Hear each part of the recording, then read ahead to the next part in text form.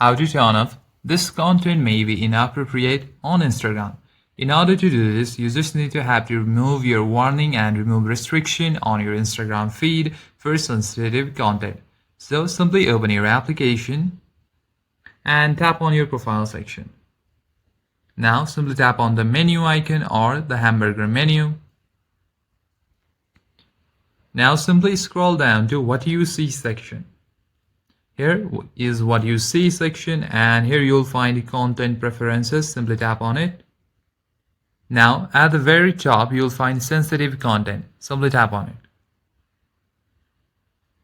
Now you can simply choose how much you want to see the sensitive content. If you want to less, simply tap on less and tap on confirm. But if you want to see more of the sensitive content, simply tap on more and tap on confirm.